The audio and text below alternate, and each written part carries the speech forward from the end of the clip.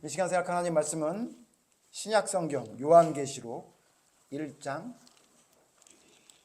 7절 말씀입니다. 오늘 한 절만 읽습니다. 구약성경 399페이지에 있는 요한계시록 1장 7절 말씀 찾으신 분들은 일어나서 하나님 말씀 다 같이 함께 읽겠습니다. 요한계시록 1장 7절 말씀입니다. 다 일어나세요. 우리 학생들도 일어나요. 찾으면 399페이지에 있는 요한계시록 1장 7절 말씀입니다. 찾는 거 좀 도와주세요.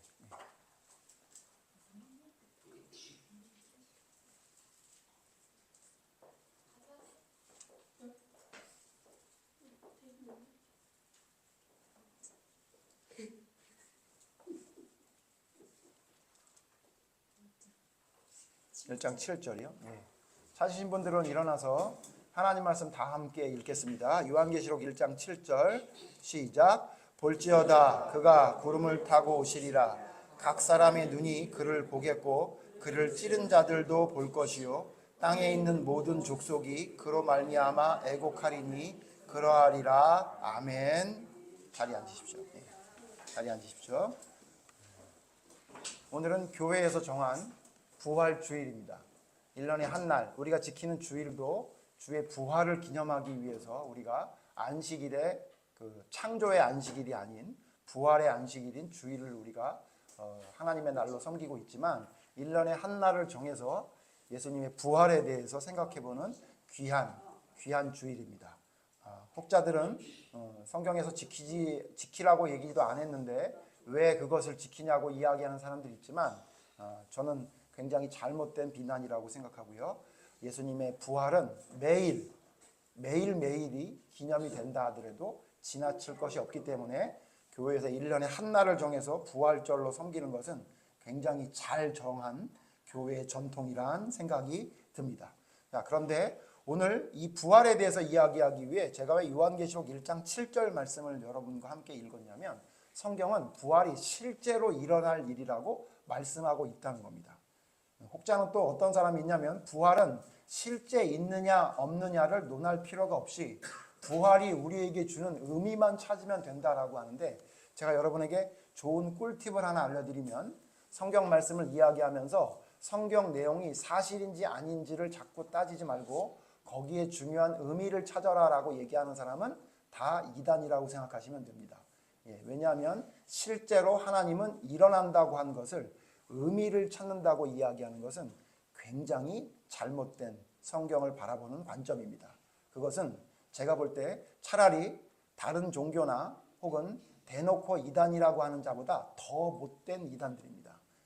부활은 실제 일어날 일입니다. 그래서 요한계시록 1장 7절에 예고하시고 지금 말씀은 요한을 통해 하나님이 이제 예수님이 재림할 거라고 예고하시고 10장 7절에 다시 한번 요한계시록 10장 7절에 다시 한번 예고하시고 그리고 일곱째 나팔이 부는 일곱째 나팔 때에 예수님이 재림한다 말씀하시고 19장에 예수님의 재림의 모습을 다시 말할 정도로 계시록 안에는 예수님의 재림하셔서 결국은 성도들이 부활하게 될 것을 분명한 사실로 실제적으로 일어날 사실로 기록하고 있다는 사실을 우리가 기억해야 됩니다. 그렇기 때문에 우리가 지금 부활을 기념하는 이 날도 그냥 단순히 부활하면 좋겠다라는 의미를 찾는 게 아니라 실제로 부활은 일어날 사건이라는 것을 여러분이 기억하는 귀한 날이 되기를 바랍니다.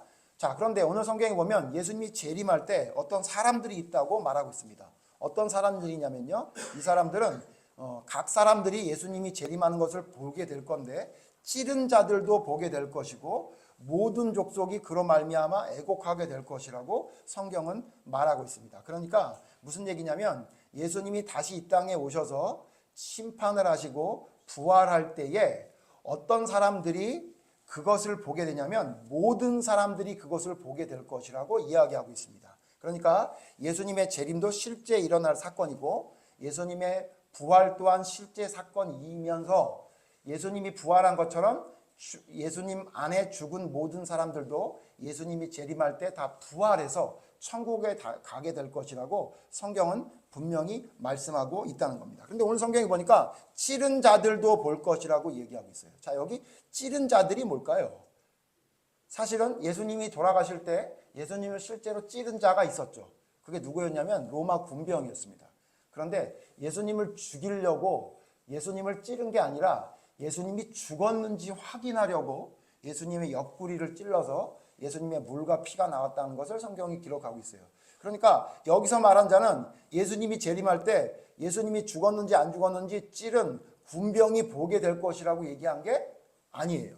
왜냐하면 찌른 자는 한 사람인데 여기는 복수로 찌른 자들도 라고 이야기하고 있기 때문에 여기서 말하는 찌른 자들이란 뭐냐면 예수님을 핍박하고 멸시하고 예수님을 죽이려고 했던 사람들, 예수님을 믿지 않는 사람들을 총칭한 말이라고 봐야 합니다.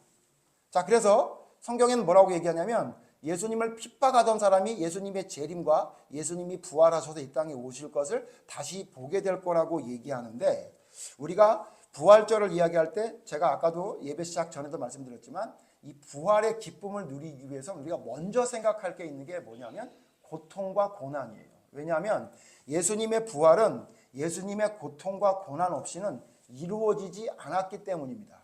제가 이 말씀을 왜 드리냐면 여기 찌른 자들이라고 하는 자들은 예수님을 온전히 섬기지 않고 예수님의 말씀을 따르지 않는 사람들의 특징이 뭐냐면요, 그 사람들의 특징은 예수님의 고통에 아무런 반응을 하지 않는 사람이에요. 그러니까 예수님이 고통을 당하든 말든 나는 상관없는 사람들이고, 심지어는 예수님이 당한 고통이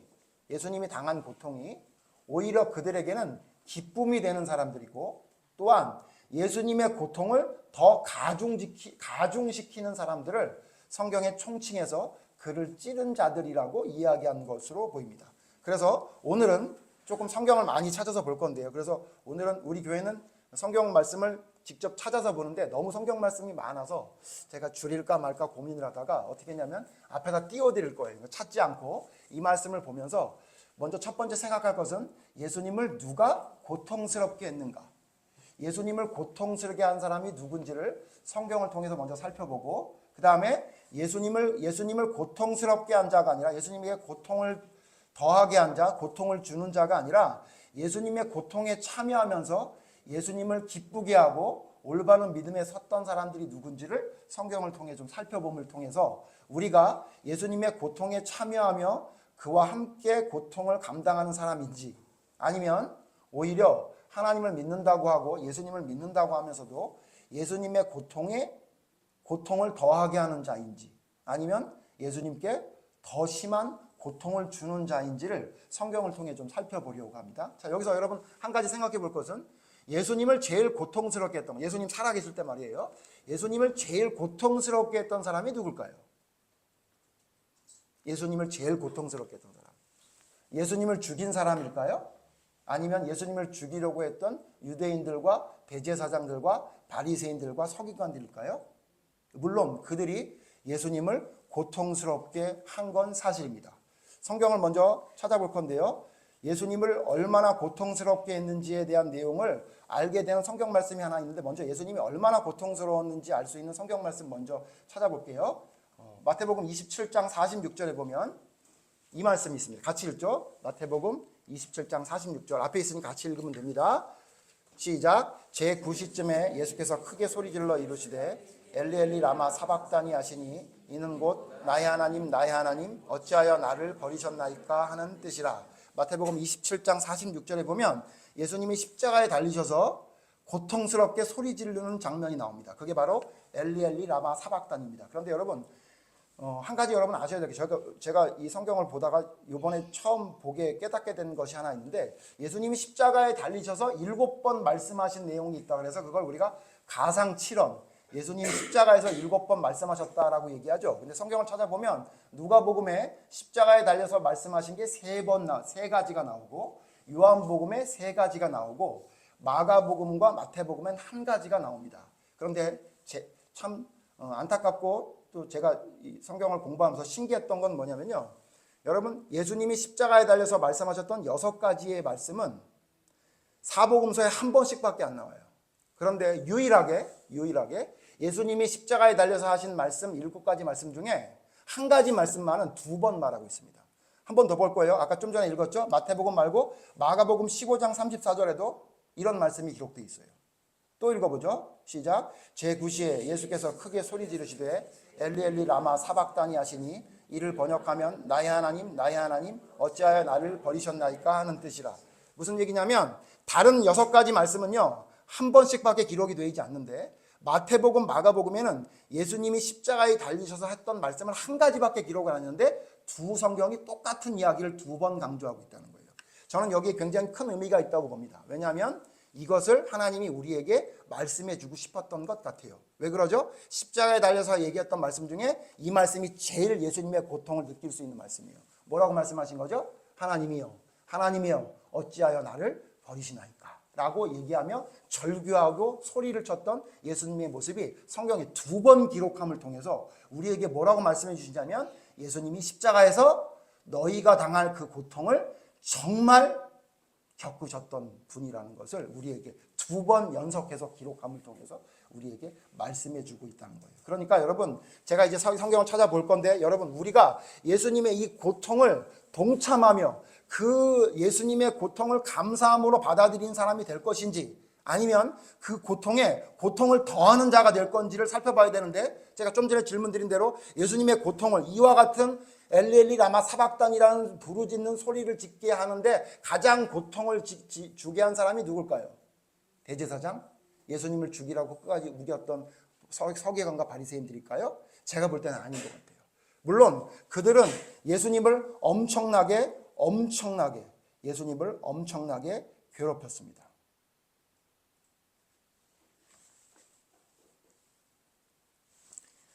다음 뒤에 보시면 마태복음 26장 67절 68절에 보면 예수님을 얼마나 괴롭혔는지 성경이 나와요. 마태복음 26장 67절 68절 보겠습니다. 제가 67절 있습니다. 이에 예수의 얼굴에 침 뱉으며 주먹으로 치고 어떤 사람은 손바닥으로 때리며 68절 같이 읽죠. 시작. 이르되 그리스도야 우리에게 선지자 노릇을 하라. 너를 친 자가 누구냐 하더라. 마태복음에 보면 예수님을 이렇게 얼굴에 침 뱉고 주먹으로 치고 손바닥으로 때린 일이 나와요. 이건 언제 일어난 일이냐면 예수님이 2번 재판을 받는데 첫 번째 재판은 제사장들에게 받는 재판이었어요. 그 장면이에요. 제사장들과 유대인들이 모인 자리에서 예수님이 저놈은 사형을 시켜야 되겠다라고 재판이 끝나고 난 다음에 예수님에게 얼굴에 침을 뱉고 주먹으로 손으로 치고 손바닥으로 때리면서 그리스도 노릇을 한번 해봐라 라고 조롱하는 이야기가 나와요. 이들이 누구죠? 이들이 유대인들이었어요. 자, 이들이 예수님을 제일 괴롭혔을까요? 괴롭힌 것 같죠. 자, 그리고 또 한 번 예수님을 괴롭힌 이야기가 나오는데 마태복음 같은 27장 27절 30절에 이렇게 나와요. 제가 읽습니다. 여러분 눈으로 따라 보세요. 이에 총독의 군병들이 예수를 데리고 관정 안으로 들어가서 온 군대를 그에게 모으고 그의 옷을 벗기고 홍포를 입히며 29절 가시관을 엮고 그 머리에 씌우고 갈대를 그 오른손에 들리고 그 앞에 무릎을 꿇고 희롱하여 이르되 유대인의 왕이여 평안할지어다 하며 그에게 침뱉고 갈대를 빼앗아 그의 머리를 치더라. 자, 이제 제사장들에게 재판을 받고 끝난 예수님을 로마 법정으로 끌고 가서 빌라도 앞에서 재판을 받아요. 여러분 잘 아시는 대로 결국 어떻게 되죠? 십자가 사형을 집행할 것으로 언도를 받죠. 그리고는 그 십자가 사형을 받게 된 예수님을 끌고 나가서 군병들이 무슨 짓을 하냐면 예수님이 유대인의 왕이라고 했던 걸 들었던 이들이 예수님의 옷을 벗기고 예수님에게 붉은 옷을 입히고 왕이 입는 붉은 옷을 입히고 왕이 쓴 면류관 대신 가시로 면류관을 만들어서 머리에 박아놓고 갈대로 왕이 들고 있는 왕의 규를 상징하게끔 만들게 된 다음에 그 앞에서 절하는 척하면서 예수님을 침뱉고 가시 면류관 쓴 예수님의 머리를 때리는 그런 일들을 벌인 게 바로 예수님을 괴롭혔던 자들이에요. 자, 여러분 이 두 성경을 보면 우리가 어떻게 알 수 있냐면 예수님을 괴롭힌 사람은 유대인들과 로마 군병들이구나 이렇게 생각할 수 있어요. 그러나 아까 좀 전에 봤던 요한계시록 1장 7절에 있는 그를 찌른 자들이라고 할 때 이 찌른 자들은 이 사람도 포함되지만 저는 뭐라고 생각하냐면 이 사람들이 아닌 것 같아요. 예수님을 제일 힘들게 한 사람은 따로 있는 것 같습니다. 그게 누구냐면요. 예수님과 함께 있던 사람들이에요. 한번 생각해 봅시다. 만약에 저를 누가 뭐라고 막 욕하는 사람이 있어요. 근데 우리 교회 사람이 아니라 교회 밖에 있는 다른 사람들이 저를 막 욕해요. 뭐 예를 들어 신천지 수직교회 사람들이 막 목사님 막 욕해요. 그럼 제가 거기에 데미지를 받을까요? 저는 전혀 데미지를 안 받습니다. 그런데 만약 주은이가 목사님을 욕을 하면 저한테는 큰 상처가 되겠죠. 아마 신천지 사람들이 와가지고 우리 교회를 부셔도 그 데미지가 아마 우리 주은이가 목사님이 잘못됐다고 이야기하는 데미지에 비하면 아무것도 아닐 거예요. 그렇죠. 무슨 얘기냐면 찌른 자들이라고 할 때 이 찌른 자들을 우리가 왜 생각해 보려고 하냐면 바로 우리가 예수님을 찌른 자가 될 수 있다는 사실을 기억해야 되기 때문입니다. 그래서 성경에 보면 예수님을 찌른 자들이 누군가라고 찾아봤더니 굉장히 많이 나와요. 하나씩 찾아볼 거예요. 첫 번째, 예수님을 찌른 자가 누구냐면요, 부모님이었던 것 같아요. 부모님. 누가복음 2장 48절에서 50절에 보면 예수님의 부모님 마리아와 요셉에 대한 이야기가 나와요. 제가 이거 오늘의 말씀에 쭉 썼던 이야기를 하니까 여러분 금방 이해가 되실 거라고 생각해요. 48절에 보면 누가복음 2장 48절에 보면 이렇게 얘기해요. 그의 부모가 보고 놀라며 그의 어머니는 이르되 아이야 어찌하여 우리에게 이렇게 하였느냐 보라 내 아버지와 내가 근심하여 너를 찾았노라. 이거 어떤 사건인지 알죠? 예수님이 12살 때에 성전에 올라갔다가 예수님을 잃어버려요. 그리고는 어떻게 해요? 3일 만에 예수님을 만났는데 예수님을 어디서 만나요? 성전에서 만나요. 성전에서 선생님들과 문답하는 걸 보죠. 그리고는 아버지와 어머니가 막 얘기하는 거예요. 너 왜 여기 있었느냐? 내가 근심했다. 이렇게 얘기해요. 그러니까 49절 예수님이 뭐라 그러냐면 예수께서 이르시되 어찌하여 나를 찾으셨나이까? 내가 아버지 집에 있어야 될 줄을 알지 못하셨나이까 하시니 50절 같이 읽죠. 시작.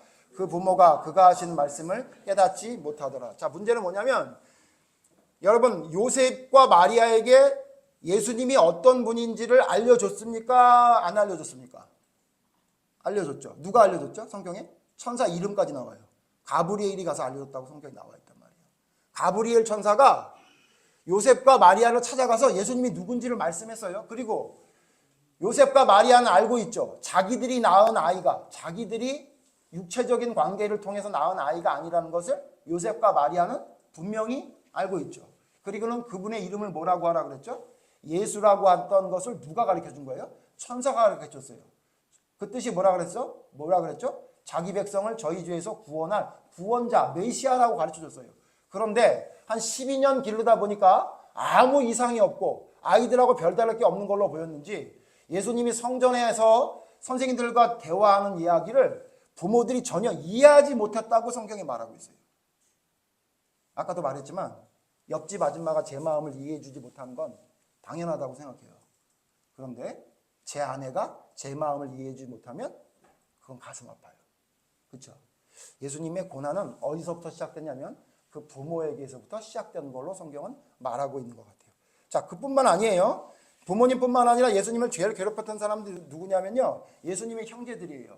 마리아가 낳은 다른 형제들에게서 고난을 받았다고 성경은 말하고 있어요. 요한복음 7장 1절에서 5절을 보면 다 읽지는 않겠습니다만 초막절이 됐는데 유대인의 명절인 초막절이 되니까 이제 사람들이 다 이제 모이고 이제 성전으로 가게 돼요. 그런데 예수님이 자기 동네에 와가지고 초막절인데도 아무데도 나가지 않아요. 왜 그런다고 말해요? 요한복음 7장 1절에는 유대인들이 죽이려 하기 때문에 예수님이 밖으로 나가지 않는다 그래요. 그랬더니 형제들이 뭐라 그러냐면 3절 보세요. 그 형제들이 예수께 이르되 당신이 행하는 일을 제자들도 보게 여기를 떠나 유대로 가소서. 4절 스스로 나타나기를 구하면서 묻혀서 일하는 사람이 없나니 이 일을 행하려 하거든 자신을 세상에 나타내소서 하니. 5절 같이 읽죠. 시작. 이는 그 형제들까지도. 이게 얼마나 잔인하냐면요, 예수님이 초막절이라 집에 와서 숨어 있으니까 뭐라고 얘기하냐면 예수님을 유대인들이 죽이려고 한다는 것을 형제들도 알고 있었거든요. 그러니까 만약에 예수님이 여기 있다는 걸 알게 되면 우리도 예수님을 숨겨줬다는 이유로 우리도 어떤 해를 당할 거라고 걱정을 했는지 예수님에게 뭐라고 말하냐면 나가십시오, 이렇게 나가십시오. 그러면서 뭐라고 얘기하냐면 그냥 나가라고 하면 인간미가 떨어지니까 뭐라고 얘기하냐면 아니 하나님의 말씀을 가진 사람이 숨어 있으면 어떡합니까? 나가서 전해야지. 그러니까 나가서 전하십시오, 이렇게 얘기한 거예요. 왜 그런가 했더니 그들이 왜 이런 말을 했다고요? 그들은 예수를 믿지 않았더라. 그러니까 무슨 얘기냐? 예수님을 제일 핍박했던 사람은 멀리 있었던 게 아니라 자기 집안 식구들이 예수님이 누군지를 전혀 모르고 심지어는 나가서 죽더라도 너 때문에 내가 피해를 당하지 않게끔 빨리 우리의 피해를 위해서 네가 사라져 없어졌으면 좋겠다라고 얘기할 정도로 피를 나눈 형제라고 이야기하는 형제들이 이처럼 예수님을 괴롭혔다는 사실이 성경에 나오고 있다는 거죠. 그 다음에 여러분, 예수님을 제일 괴롭혔던 사람들이 누구죠? 그게 누구냐면요, 예수님의 제자들이죠. 여러분 잘 아시는 대로 예수님의 제자들 중에 한 사람은 예수님을 어떻게 했죠? 팔았어요. 근데 예수님을 팔은 이야기 중에 가슴 아픈 이야기가 성경에 나오는데, 여러분 성경 찾아볼 거예요. 마태복음 26장 49절 50절에 보면 가룟 유다가 예수님을 파는 이야기가 나오는데, 여기는 좀 특별한 말씀이 들어있어요. 단어가 들어있어요. 49절 봅니다. 곧 예수께 나와 랍비여 안녕하시옵니까 하고 입을 맞추니. 그러니까 입을 맞춘 사람이 누구예요? 가룟 유다예요. 가룟 유다가 예수님을 팔아먹을 거면서 예수님에게 와가지고 어떻게 하냐면, 안녕하십니까 선생님? 랍비는 선생님이라는 뜻이죠. 선생님 안녕하세요 그런 거예요. 안녕하라고 얘기한 거예요? 아니면 팔아먹겠다고 얘기한 거예요? 팔아먹겠다고. 군병들에게 약속하기를 내가 인사하는 사람이 바로 예수님이니까 잡아가라 라고 약속을 했거든요. 그래놓고는 지금 아무 일 없었던 것처럼 예수님에게 인사를 해요. 그랬더니 예수님이 50절에 뭐라고 말하는지 보세요. 여러분 이 말씀 잘 아시죠? 예수님이 가룟 유다가 팔 걸 알고 있었나요? 모르고 있었나요? 알고 있었잖아요. 겟셋마네에서 기도할 때 알고 있었어요. 알고 있었는데 이렇게 팔고 있는 예수님이 팔려고 온 가룟 유다가 말도 안 되는 소리 했는데 예수님이 그를 향해 뭐라고 얘기하냐면, 우리 같으면 뭐라고 얘기했을 것 같아요? 야, 맞아, 꺼져.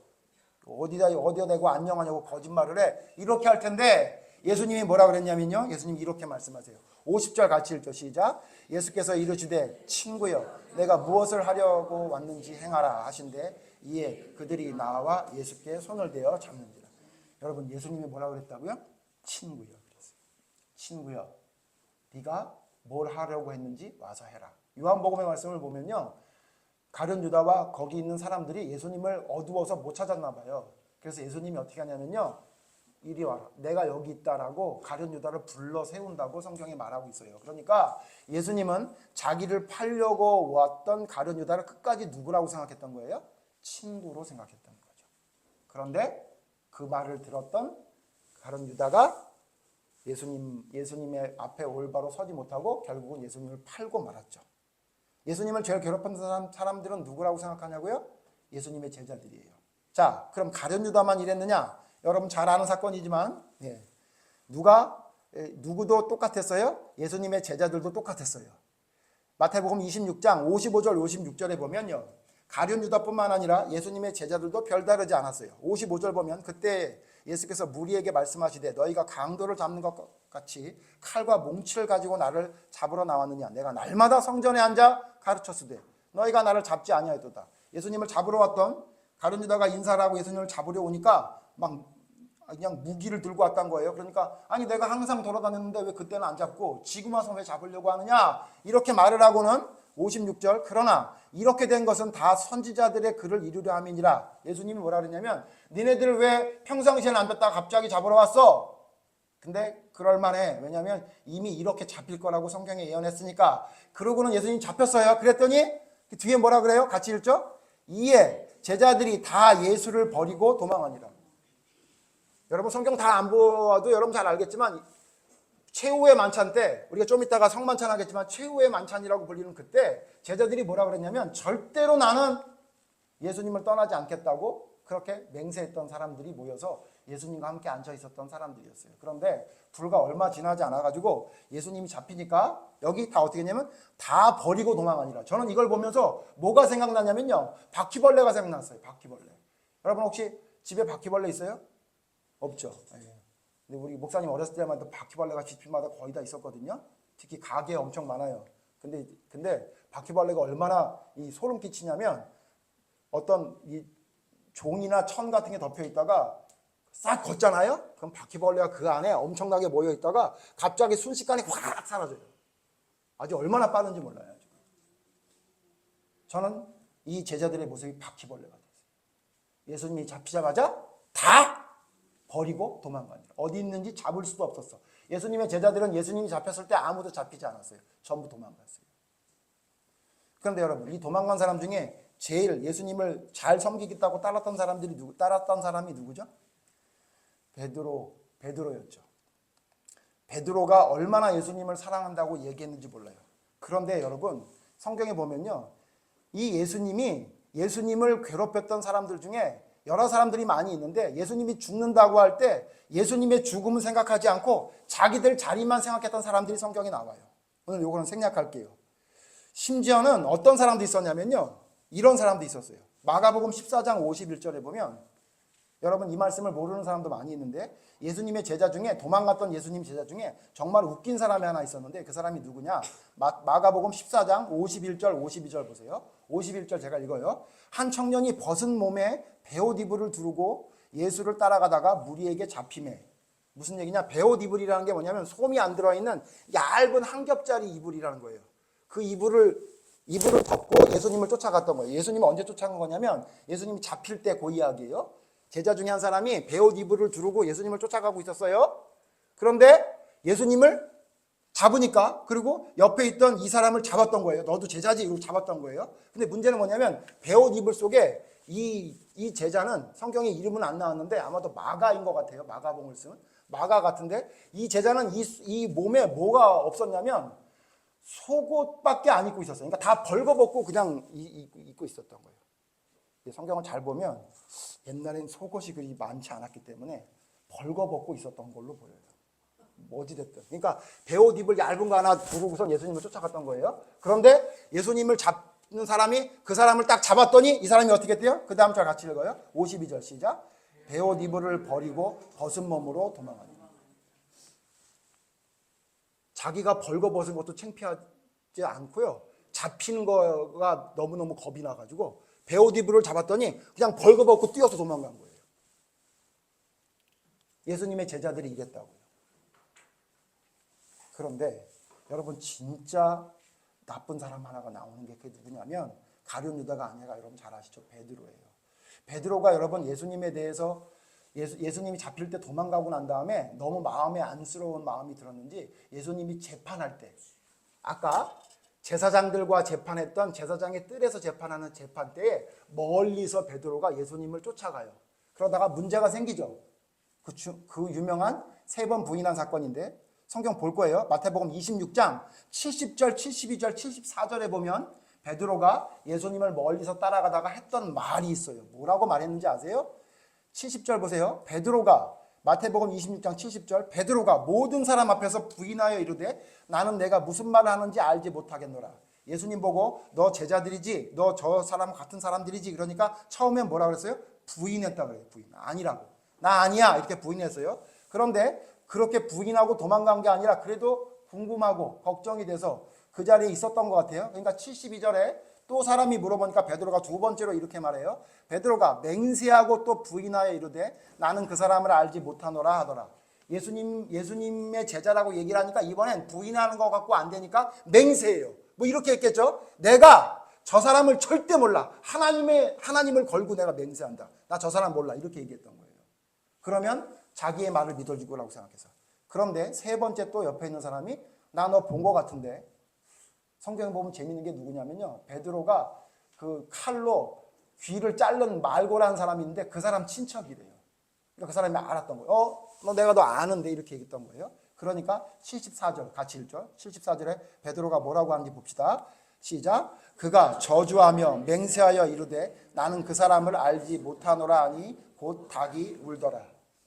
심지어는 이제 어떻게 하냐면 맹세한 거로 안 되니까 저주까지 한 거예요. 내가 저 사람을 알면 벼락을 맞는다.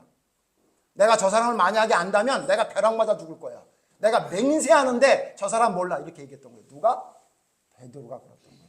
자, 그런데 이 똑같은 말씀을 누가복음 22장에 보면 어떻게 말하냐면요, 누가복음 22장 61절 제가 볼게요. 주께서 돌이켜 베드로를 보시니 베드로가 주의 말씀 곧 오늘 닭 울기 전에 내가 3번 나를 부인하리라 하심이 생각나서 밖에 나가서 심히 통곡하니라. 그러니까 예수님이 3번 모른다고 할 때 예수님하고 눈이 마주친 거예요.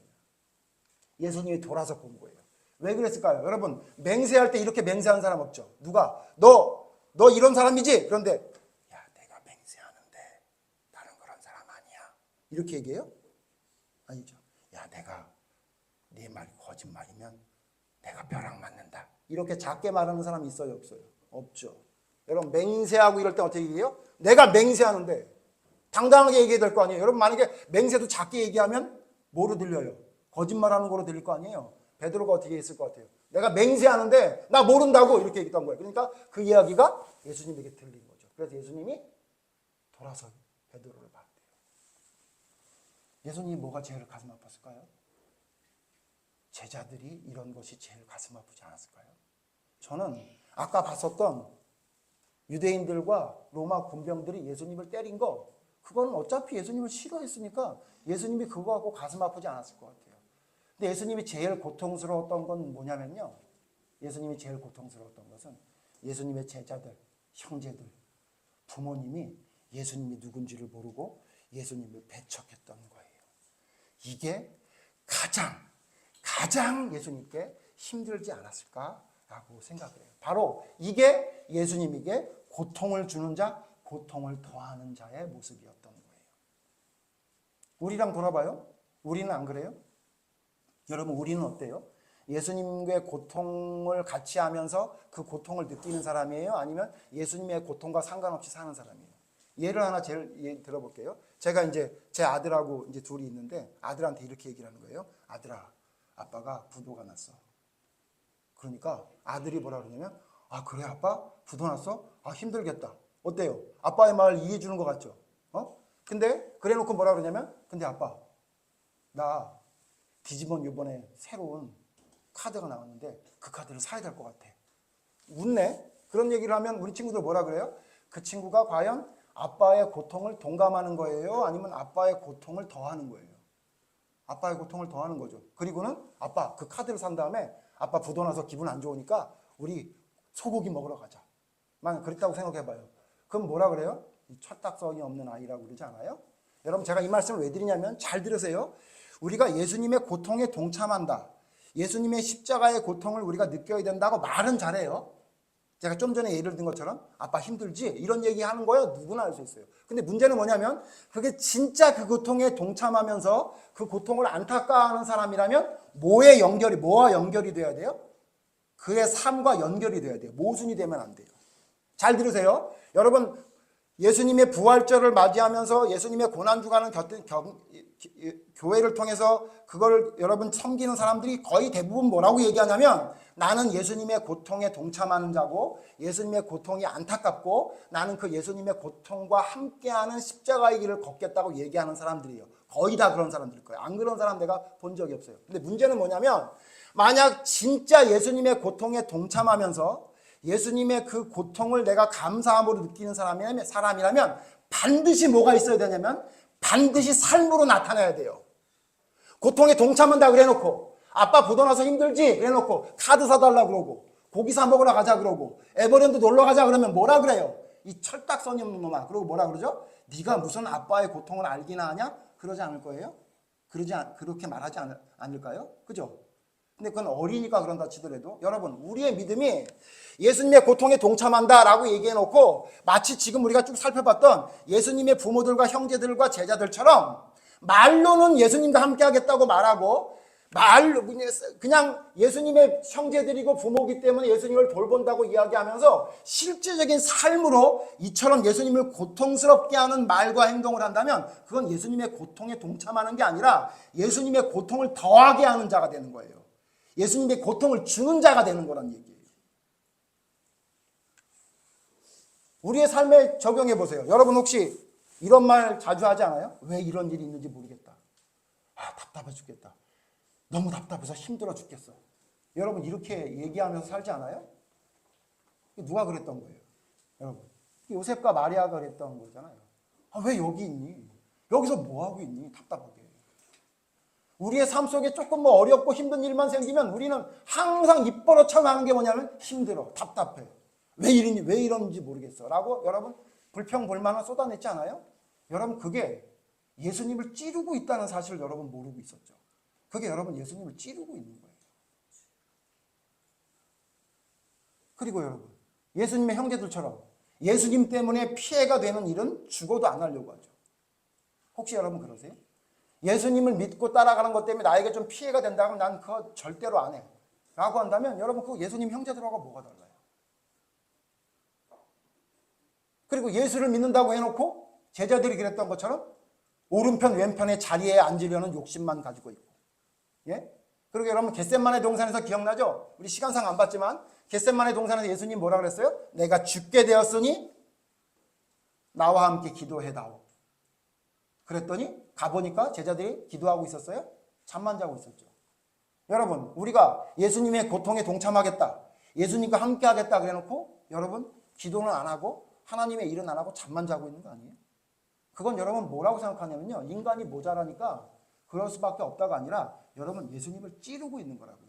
예수님이 겟세마네 동산에서 기도해달라고 그러고 왔더니 자는 모습을 보고 뭐라 그래요? 한시도 깨어있을 수 없더냐? 이렇게 말하지 않았어요? 예수님의 가슴을 제일 찔렀던 사람들이 누구예요? 제자들이라고요. 제자들. 그리고 정말로 힘들고 어려움이 있을 때는 함께 해야 되는데 함께 하지 못하고 도망가고, 예?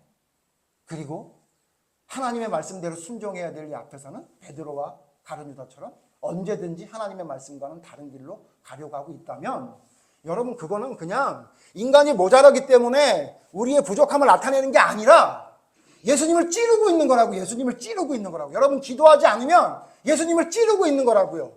여러분이 하나님의 말씀대로 순종하지 않고 있다면 예수님을 찌르는 거라니까요. 그러면 마지막으로 성경에 그러면 여러분 예수님과 함께 고통을 함께 하면서 정말로 예수님께 위로가 됐던 사람들은 어떤 사람들이 있는지 성경 몇 개만 찾아보고 마치도록 할게요. 사도행전에 보면 예수님의 고통에 참여하면서 예수님을 찌른 자가 아닌 예수님처럼 찔림을 받는 믿음의 사람들이 나오게 되는데 그 사람들이 누구냐면 아이러니하게도 바퀴벌레처럼 도망갔던 예수님의 제자들이 성령으로 거듭난 이후에 완전히 다른 모습이 나오게 되는 것이 성경에 나와요. 사도행전 4장에 보면, 사도행전 4장 18절에서 20절에 보면 이런 말씀이 있어요. 그들을 불러 경고하여 도무지 예수의 이름으로 말하지 말고 가르치지도 말라 하니. 예수님이 돌아가시고 난 다음에 부활하신 이후에 제자들이 이제 복음을 전하러 다녀요. 그 중에 베드로와 요한이 복음을 전하러 나갔어요. 베드로와 요한이 복음을 전하러 나갔는데 예수님의 복음을 전할 때 베드로와 요한을 따르는 사람이 많으니까 또 대제사장들과 서기관과 바리새인들이 베드로와 요한을 불러서 뭐라 그러냐면 경고해요. 다시는 예수의 이름으로 말하지 마라. 그렇게 얘기를 해요. 그러면 이전에 베드로와 요한의 모습이라면 도망갔어야 되는데 달라졌죠. 달라졌어요. 그는 고통을 주는 자에서 고통을 함께하는 자, 예수님의 고통을 느끼는 자로 변했어요. 그래서 이렇게 말해요. 19절 베드로와 요한이 대답하여 이르되 하나님 앞에서 너희의 말을 듣는 것이 하나님의 말씀을 듣는 것보다 옳은가 판단하라. 같이 읽죠. 20절 시작. 우리가 보고 들은 것을 베드로와 요한이 완전히 달라졌어요. 너희의 말을 듣는 것이 하나님의 말씀을 듣는 것보다 옳은지 판단해봐라. 나는 너희의 말을 안 듣겠다. 그리고 뭐라 그래요? 우리가 보고 들은 것을 나는 말하지 않을 수 없다라고 당당하게 말해요. 나 잡아 죽이려면 죽여. 나는 내가 보고 들은 것을 말할 수밖에 없어. 라고 변한 거예요. 여러분 이게 누구예요? 예수님의 고통에 동참하는 자예요. 예수님의 고통을 이해하는 자예요. 이게 바로 진짜 하나님의 말씀을 올바로 이해한 자가 이렇게 살아가게 되는 거예요. 자, 뿐만 아니라 그 다음 장이 사도행전 5장에 보면요. 또 사람들이 나와요. 사도행전 5장 29절 32절을 볼 건데요. 29절 베드로와 사도들이 대답하여 이르되 사람보다 하나님께 순종하는 것이 마땅하니라. 그 다음에 또 어떤 일이 있냐면 그래도 계속 복음을 전하니까 예수님의 제자들을 사도들을 전부 잡아다가 감옥에 가뒀어요. 감옥에 가뒀는데 갑자기 이상한 일이 일어나는 게 뭐냐면 감옥에 가뒀는데 다음날 아침에 보니까 광장에 서서 전도하고 있는 거예요. 그러니까 감옥에 가둔 사람들이 야, 그 사람들 어떻게 된 거냐 그랬더니 신기합니다. 감옥에 문이 그대로 잠겨 있는데 사람만 없어졌습니다. 누가 열어준 사람도 없고요. 근데 걔네들 어디 있냐면요. 저기 광장에 있습니다. 그래서 그 사람들을 불러요. 야, 니네들 거기서 뭐 하냐? 그렇게 얘기하니까 뭐라고 얘기하냐면 베드로와 사도들이 제자들이 다 뭐라 그래요? 하나님께 순종하는 것이 너희들에게 순종하는 게 아니라 하나님께 순종하는 것이 옳다. 너희가 나무에 달아 죽인 예수를 우리 조상의 하나님이 살리시고 이스라엘에게 회개함과 죄사함을 주시려고 그의 오른손으로 높이사 임금과 구주로 삼으셨으니 32절 같이 읽죠. 시작. 우리는 이 일의 증인이요 하나님이 자기에게 순종하는 사람들에게 주신 성령도 그러하니라 하더라. 제자들이 완전히 달라졌어요. 바퀴벌레처럼 도망갔던 제자들이, 예수님께 고통을 더하게 했던 그들이 이제는 뭐라고 얘기하냐면 나는 사람의 말은 안 들을 거야. 난 하나님 말씀을 들을 거야 라고 담대한 사람으로 변했던 거예요. 그 다음에 여러분, 마지막으로 한 사람 더 살펴볼 텐데, 진짜 삶 속에 예수님의 고통에 동참했던 사람이 하나 나오는데, 사도행전에 누구냐면 그게 사도 바울이죠. 사도 바울이 사도행전 20장에서 이렇게 얘기해요. 22절 볼 거예요. 보라, 내가 이제 나는 성령에 매여 예루살렘으로 가는데 거기서 무슨 일을 당할지 알지 못하노라. 예루살렘으로 다시 가겠다는 거예요. 근데 사람들이 다 말려요. 당신을 잡아 죽이려고 하는데 거기로 들어가면 어떻게 합니까? 라고 하는데 사도 바울이 뭐라 그래요? 그래도 나는 가겠다 그래요. 그리고 뭐라 그러냐면 오직 성령이 각 성에서 내게 증언하여 결박과 환난이 나를 기다린다 하시나. 24절 같이 읽어요. 시작. 내가 달려갈 길과 주 예수께 받은 사명 곧 하나님의 은혜의 복음을 증언하는 일을 마치려 하면은 조금도 귀한 것으로 여기지 아니하노라. 바울이 뭐라 그랬냐면요, 내 생명 별로 중요하지 않아. 나는 하나님의 말씀대로 전하는 일, 그것을 위해 달려가는 그 사명을 다하는 게 더 중요해. 그러다가 내가 죽는다 할지라도 나는 내 생명도 조금도 귀하게 여기지 않아 라고 얘기했던 고백이 사도 바울의 고백이었다. 자, 여러분, 이게 바로 예수님에게 고통을 주는 자의 모습이 아니라 예수님의 고통에 함께하는 자의 모습이에요. 아까 우리 아이들 좀 나쁜 이야기를 했는데, 우리 아이들이 그렇게 자라서 그런지 요즘 보면요 좀 안타까울 때가 있어요. 얼마나 아끼는지, 얼마나 구두쇠처럼 사는지. 우리 아들 아까 얘기했지만 우리 아들이 조금 나이가 들어서 초등학교 고학년 중학생이 되니까 얘가 무슨 짓을 하냐면요, 어디 가서 이제 가족이 모여서 식사를 하잖아요. 그럼 물어봐요. 뭐라고 물어보냐면 지금 모인 식사 누가 계산하는 거야? 이렇게 물어봐요. 그래서 만약에 요번 식사는 니네 아빠가 계산해 그러잖아요. 그럼 우리 성철이가 고기를 더 주문하지 않아요. 왜 그래요? 아빠가 부도난 걸 너무 잘 알고 동참하는 거죠. 그렇죠? 근데 만약에 이거 할아버지가 사는 거야 그러잖아요. 계속 주문해요. 더 추가. 안타깝긴 하지만 그게 아빠의 고통에 함께하는 자의 아들의 모습이죠. 여러분, 제가 우스갯소리 얘기했지만 우리 어때요? 우리 여러분 예수님의 고통에 동참하면서 살아요? 부활 얘기하는데 여러분, 고통과 고난 없이 부활은 없다고 말씀드렸죠. 여러분, 예수님의 십자가의 죽음 없이는 부활은 없었어요. 예수님이 말씀하신 것처럼 자기를 부인하고 십자가를 지는 죽음이 있어야 예수님과 같은 부활을 우리가 누릴 수 있는 거예요. 그런데 여러분, 우리 예수님의 고통에 동참하고 있어요? 아니면 예수님의 고통을 가중시키는 삶을 살고 있어요? 여러분, 기억하셔야 돼요. 우리의 삶 속에 하나님의 뜻대로 살지 못하는 것이 단순히 그냥 인간이 부족해서가 아니라 내가 예수님을 찌르고 있구나. 예수님의 마음을 찌르고 있구나. 무엇인가 선택해야 될 양갈래 길에서 하나님의 그것을 선택하지 못했다면 예수님이 가슴 아파하시겠구나라는 걸 기억해야 돼요. 우리 주일학교 아이들하고 예배를 같이 드리니까 제가 한 가지 예화만 들고 여러분 마치려고 하는데요. 여러분, 진짜 하나님의 나를 소중히 여겨야 돼요. 여러분, 이렇게 예수님의 고통에 동참하는 시작이 뭐냐면요, 하나님의 나를 소중히 여기는 거에서 시작해야 돼요. 하나님의 나를 소중히 여기는 거. 제가 질문 하나 할게요. 우리 연우 요즘 남자친구가 생겼다 그러니까 목사님이 이제 예를 든 거야. 그 남자친구가 그랬다는 게 아니라 그 남자친구가 어떤 남자친구냐면 매일 전화도 안 해. 핸드폰이 있는데 매일 전화도 안 해. 연락도 안 해. 그리고는 어떻게 했냐면 일주일에 한 번은 일요일 날 안성에 있는 놀이터에서 만나기로 약속을 했어. 몇 시에? 3시에 만나기로 했다. 이렇게 약속을 했단 말이야. 그런데 일요일 날 3시에 나가보니까 남자친구가 안 와. 그래서 전화를 했더니 뭐라고 얘기하냐면 너 어디 있어? 그랬더니 나 지금 PC방에서 친구들하고 롤게임하고 있어 라고 하면 우리 어느 기분이 어때요? 죽여요. 화나죠? 화나죠? 잘 들으세요.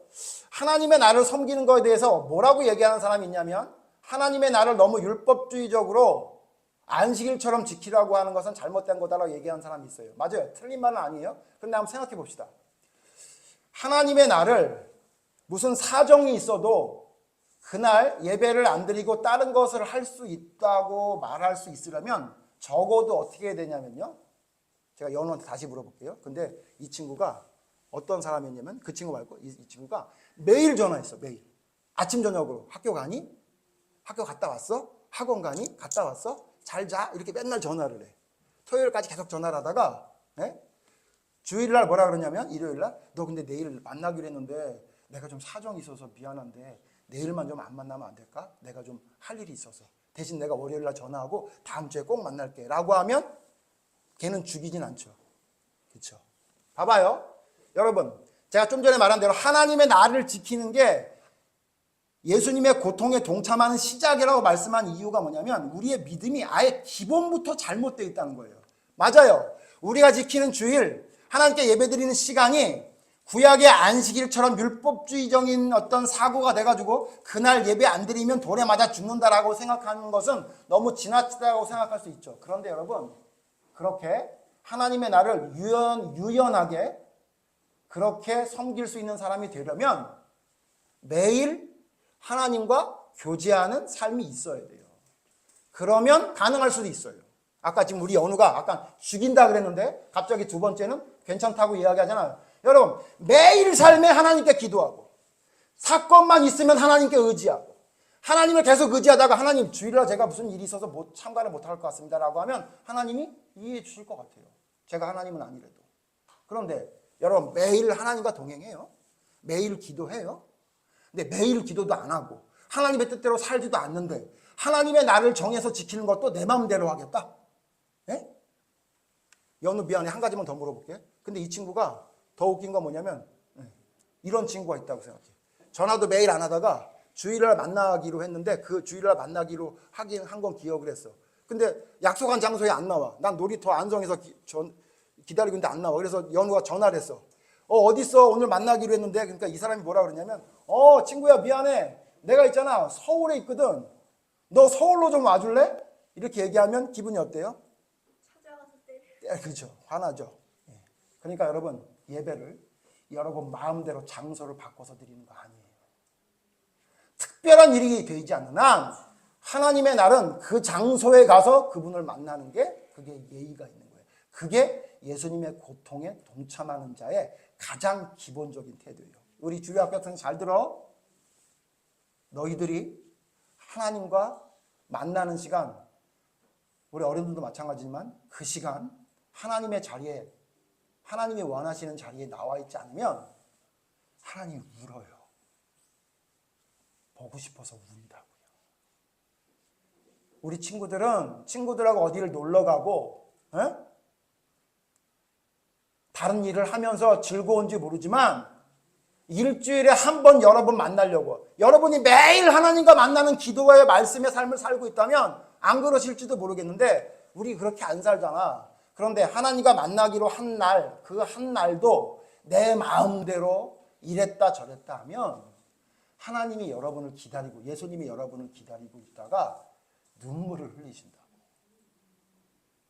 예수님 눈물 흘리게 여러분 그를 찌르는 삶을 살아가지 않았으면 좋겠어요. 이 날은 내가 죽었다 깨나도 지킨다.